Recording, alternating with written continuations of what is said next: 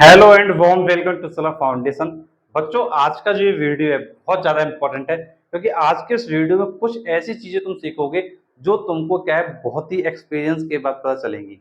तो चलिए स्टार्ट करते हैं। तो बेटा, अभी मैंने तुमको लास्ट टाइम एक वीडियो डाला था और वो वीडियो था संचयन का।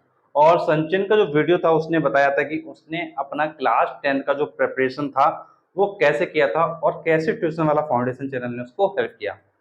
तो बच्चों, आज का जो वीडियो है वो इसी टॉपिक पर ऊपर है कि भाई जो संचयन है उसका जो 98.4% आया था आईसीएससी 10th बोर्ड में।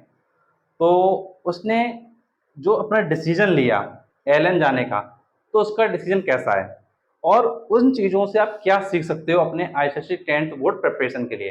तो बेटा, इस बच्चे ने जो अपना एग्जाम दिया था वो सेशन था इसका 2022-2023। तो इस सेशन में उसने क्या है एग्जाम दिया। तो इसका जो रिजल्ट आया था वो आपका आया 2023 में। तो जैसे अभी आप लोग बेटा पढ़ रहे हो, जैसे बेटा आप लोग क्या कर रहे हो, अभी आप लोग पढ़ रहे हो, तो आपका जो रिजल्ट है वो कब आएगा। आपका सेशन कौन सा बेटा, आपका सेशन है 2023-24। अब आपका रिजल्ट कब आएगा बेटा, 2024 में। अब 2024 में तुमको अपना जो परसेंट है वो भी कुछ ना कुछ करके 95% से अब पढ़ना है, कैसे भी करके। मैं तो तुमसे ये कहूंगा कि भाई संचयन से भी ज़्यादा लेके आओ। तुम कोशिश करो कि भाई 99% लेके आओ। तुम कोशिश करो कि 99% लेके आओ, कोशिश करते रहो। अब बेटा, बात ये आती है कि भाई जो संचयन है वो एलन जा चुका है, तो एलन कोटा में संचयन जा चुका है, तो उससे तुम क्या चीज़ सीख सकते हो। तो बेटा देखो, एक सबसे अच्छी चीज़ तुमको यहाँ देखने को एक चीज़ ये मिल रही है। एक स्टूडेंट जो 98.4% लेके आया, एक स्टूडेंट जो 98.4% ले आया, अब उसका कहीं ना कहीं जो विजन है वो पहले से डिसाइड है कि मुझको जो है एलन कोटा जाना है।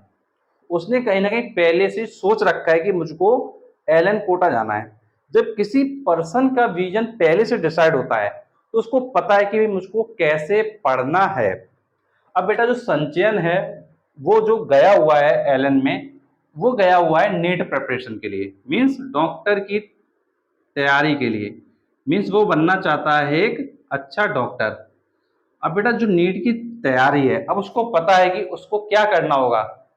उसको क्या करना होगा, उसको अपने फिजिक्स, केमिस्ट्री और बायो पे बहुत अच्छे से फोकस करना होगा, क्योंकि ये पार्ट है हमारे नीट का।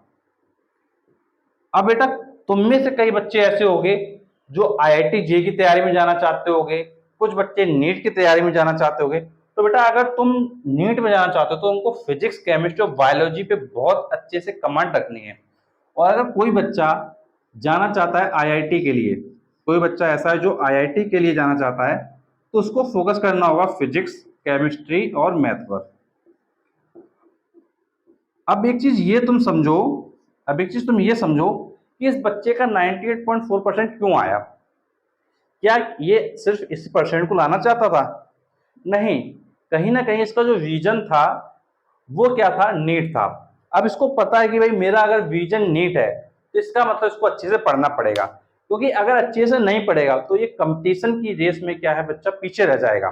तो कंपटीशन की रेस में अगर उसको आगे निकलना तो उसको आज ही से अपने बेस को स्ट्रॉन्ग करना पड़ेगा, जो कि संचयन ने कर दिखाया 98.4% लाके कि इसका जो बेस है वो अच्छे से क्लियर हो गया। अब किसी स्टूडेंट का बेस अच्छे से क्लियर है तो उसको 11th में एंड 12th में कोई भी प्रॉब्लम नहीं होगी। तो बेटा, एक चीज ये अपने लिए ध्यान रखनी है, अगर तुमको आईआईटी की तैयारी करना है या तुमको नीट की तैयारी करना है तो तुमको फिजिक्स, केमिस्ट्री, मैथ पे फोकस करना है यदि तुम आईआईटी में जाना चाहते हो, और तुमको फिजिक्स, केमिस्ट्री, बायोलॉजी फोकस करना है अगर तुम नीट में जाना चाहते हो। और अगर तुम आज ही से फोकस करोगे तो तुम्हारा जो 11-12 जब तुम आओगे 11-12 में, तो तुम्हारा जो परसेंटेज होगा वो काफी अच्छा आएगा 10th में, और तुमको आगे चल के प्रॉब्लम नहीं होगी। अदरवाइज क्या होगा, तुम्हारा 10th का बेस कमजोर हो जाएगा और 11-12 में भी तुमको प्रॉब्लम आएगी। और बेटा, तुमको ये पता होगा कि कोटा में लाखों की संख्या में बच्चे हर साल तैयारी करने आते हैं। कोटा एक बहुत अच्छा शहर है, शिक्षा की नगरी है, जहाँ पे हर साल लाखों बच्चे कोटा में एक सपना लेकर आते हैं कि वो इंजीनियर बने, वो डॉक्टर बने। लेकिन बेटा ये भी कहीं ना कहीं रियलिटी है कि हर बच्चे का सपना पूरा नहीं होता है। क्यों नहीं होता है, उसका कुछ बेटा रीजन है क्यों नहीं होता है, समझिएगा। अब बेटा देखो, रीजन इसका सबसे बड़ा होता है कि किसी बच्चे का क्या है, कुछ बच्चे ऐसे होते हैं जिनके बेसिक कॉन्सेप्ट क्लियर नहीं है, जिसके बेसिक कॉन्सेप्ट क्लियर नहीं है, जो बोर्ड में अपना 78% भी नहीं ला पाए हैं। ऐसे ऐसे बच्चे जो बोर्ड में 78% भी नहीं ला पाए हैं, लेकिन वो तैयारी करने पहुंच गए कहाँ, आईआईटी और नीट की। वो नहीं जानते हैं कि एग्जाम का पैटर्न क्या है, उनको पता ही नहीं है आईआईटी का पैटर्न क्या है, नीट का क्या पैटर्न है। वो कभी अपने आप को यही डिसाइड नहीं कर पाते कि उनको आईआईटी की तैयारी में जाना चाहिए या उनको नीट की तैयारी में जाना चाहिए। बच्चों, अगर तुम में से भी कोई एक ऐसा बच्चा है जो डिसाइड नहीं कर पा रहा है कि उसको नीट में जाना चाहिए या उसको आईआईटी जाना चाहिए, तो उसको मैं बताना चाहूंगा कि तुम्हारे लिए एक करियर काउंसलिंग प्रोग्राम है, तुम्हारे लिए एक करियर काउंसलिंग प्रोग्राम है, जिसका फीस सिर्फ क्या है, ₹999 है, जिसका फीस सिर्फ ₹999 है। और इसमें तुम ये गाइडेंस ले सकते हो कि तुमको कहाँ जाना है, तुमको नीट में जाना है या तुमको आईआईटी में जाना है, कौन सा तुम्हारे लिए बेस्ट होगा, ये तुम डिसाइड कर सकते हो। और इसके लिए तुमको कॉल करना होगा हमारे कॉन्टेक्ट नंबर पे 8318558856। इस नंबर पे आप कांटेक्ट कर सकते हो और आप पूछ सकते हो कि सर ये बताइए कि मुझको आईआईटी में जाना है या मुझे नीट में जाना है, क्या मेरे लिए बेटर रहेगा।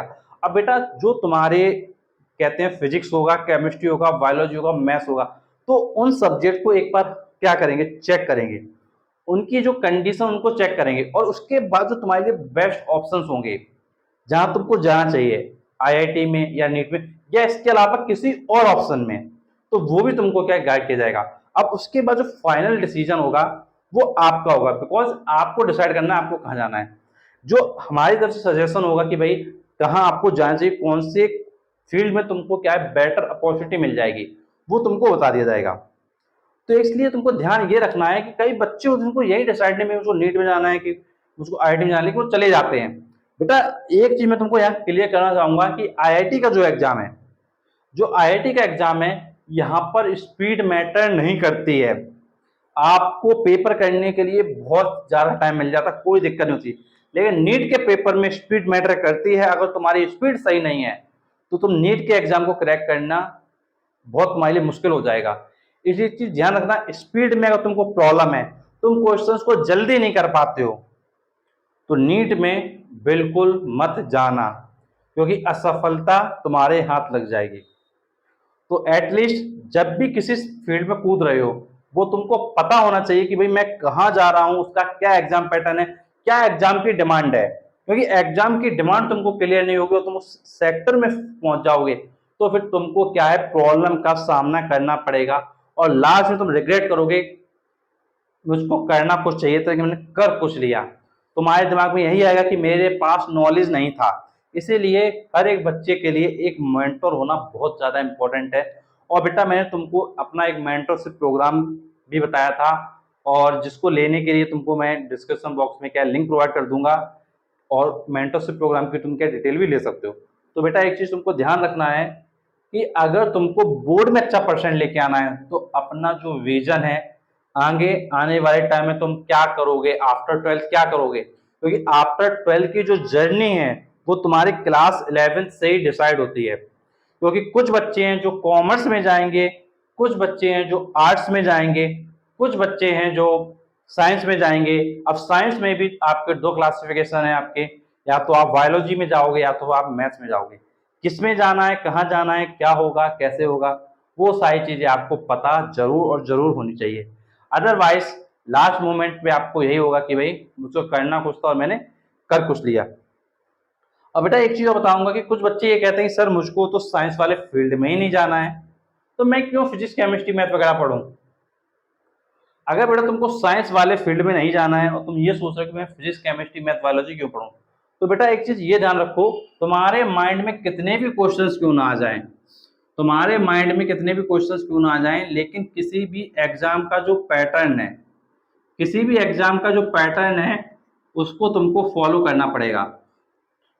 अब देखो तुम्हारे हाथ में ये नहीं है कि तुम अपने 10th का बोर्ड का पैटर्न चेंज कर दो, तुम्हारे हाथ में ये नहीं है, लेकिन तुम्हारे हाथ में ये है कि तुम उस बोर्ड पैटर्न के अकॉर्डिंग पढ़ के 98%, 99%, 100% तक मार्क्स लेके आओ। ये तुम्हारे हाथ में, तो उस चीज को सोचो जो तुम्हारे द्वारा पॉसिबल हो सकती है। और अगर तुम चाहते हो कुछ चेंज करना सिस्टम में, तो उसके लिए तुमको आना होगा सिविल सर्विस एग्जाम में, क्योंकि जब तुम सिविल सर्विस एग्जाम में आओगे तो उसके बाद कई ऑप्शंस होते हैं कि जहां से तुम क्या है कैबिनेट सेक्रेटरी के पद तक भी पहुंच सकते हो। और उसके बाद तुम आना चाहो तो तुम्हारे अंदर अगर गट्स हैं तो तुम राजनीति में भी आ सकते हो और कुछ ऐसे बदलाव कर सकते हो जो तुम क्या करना चाहते हो। और अगर तुम मान लो बहुत रिचेस्ट फैमिली से हो, तुम बहुत रिच पर्सन हो, तुम्हारे पास पैसे से कोई समस्या नहीं है और तुमको अभी से सिस्टम चेंज करना है, तो भाई पॉलिटिक्स तुम्हारे लिए क्या स्वागत कर रहा है। क्योंकि बेटा पॉलिटिक्स में आने के बाद उतार चढ़ाव भी तुमको जिंदगी में बहुत झेलने पड़ेंगे। ऐसा नहीं कि मतलब पॉलिटिक्स में तुम आ गए और तुम एकदम से सब कुछ बदल दोगे, क्योंकि ये जनता है सामने वाली। जनता किसी के लिए कोई चीज़ क्या गलत हो सकती है और वही चीज़ किसी के लिए क्या है सही हो सकती है। तो कुछ चीज़ें तुमको भी क्या है कहीं ना कहीं प्रेशर झेलना पड़ेगा। तो इसलिए कोई भी ऑप्शन चूज कर रहे हो, एटलीस्ट अपने विजन को डिसाइड रखो कि भाई मुझको करना क्या है, आगे क्या करना है। तो जैसा संचयन ने अपना विजन क्लियर कर रखा था कि उसको नीट में जाना है और एलएन कोटा में जाके पढ़ना, तो उसने क्या है अपना जो विजन है उस पर चला और अब आगे क्या है प्रिपरेशन करने में स्टार्ट कर दिया है। और बेटा ये जो बच्चा है ये वेस्ट बंगाल का है। अब तुम सोच सकते हो भाई वेस्ट बंगाल का स्टूडेंट जो तैयारी कर रहा है और अच्छा परसेंट लेके आया है। और बेटा इससे पहले एक बच्चा और था, उसका नाम था अनिर्वन। वो बेटा बच्चा था झारखंड का, वो झारखंड से स्टडी कर रहा था और उसका भी परसेंट काफ़ी अच्छा था, उसका था 96%। तो बेटा मैं तुमसे बस यही कहूँगा कि जो भी तुम तैयारी कर रहे हो एटलीस्ट संचयन से सीखो कुछ चीज़ें कि उसका जो विजन है वो डिसाइडेड है। इसी तरीके से अपना विजन डिसाइड रखो और उसके अकॉर्डिंग अपने 10th में इतना जो परसेंट है वो जरूर अच्छा लेके आओ, बिकॉज ये तुम्हारा बेस है। अगर बेस कमजोर हुआ तो इमारत ढह सकती है। क्योंकि तुमको पता होगा कि जब मकान बनाया जाता है, तो सबसे पहले नींव डाली जाती है। नींव क्यों डाली जाती है? नींव इसलिए डाली जाती है कि जिससे कि बिल्डिंग क्या है खड़ी रहे। सेम उसी तरीके से अगर तुम्हारा बेस स्ट्रांग नहीं होगा, तो इमारत क्या है सीधा खड़ी नहीं हो पाएगी, वो आगे चल के लुढ़क जाएगी। तो क्या तुम चाहते हो कि तुम्हारी जो इमारत है वो लुढ़के? अगर चाहते हो तो जो कर रहे हो वो करो, और नहीं चाहते हो तो अपने आप में परिवर्तन करो, अपने पढ़ने के तरीके में परिवर्तन करो। क्योंकि चेंज करोगे अपने आप में तो फिर क्या है तुम्हारे रिजल्ट में भी चेंजेस आएंगे और वही पॉजिटिव चेंजेस तुमको सक्सेस प्रोवाइड करेंगे। अगर तुमने इस वीडियो को सीखा है तो प्लीज़ मेरी तुमसे रिक्वेस्ट है कि तुम कमेंट बॉक्स में जरूर बताना और जो भी चीज़ें सीखी हैं उनको एटलीस्ट अपनी नोटबुक पे क्या है जरूर लिख लेना। क्योंकि काफ़ी बच्चे होते हैं जो सिर्फ क्या है एक वीडियो को वीडियो के फॉर्मेट में हम देखते हैं। तो बेटा वीडियो सिर्फ नहीं देखना है, तुम क्यों देख रहे हो वीडियो? तुम इसलिए देख रहे हो कि तुम सफलता पालो। तो सफलता के लिए क्या तुम सीख रहे हो उसको कम से कम नोटबुक में तो नोट करो। अगर नोट ही नहीं करोगे तो क्या सीखा तुमने? तो इसलिए उन चीज़ों को नोट करोगे तो डेफिनेटली अपने जो वो स्टेप्स हैं वो फॉलो करोगे तो एक सक्सेस के पाथ पर क्या पहुंचोगे। और अगर वीडियो अच्छा लगा तो प्लीज़ वीडियो को लाइक करें, चैनल को सब्सक्राइब करें और अगर आपके फ्रेंड्स के ग्रुप्स हैं तो प्लीज़ वीडियो को जरूर और जरूर शेयर करें, क्योंकि आपके लिए मैं और भी ऐसे वीडियो लाता रहूँगा। Thanks for watching this video.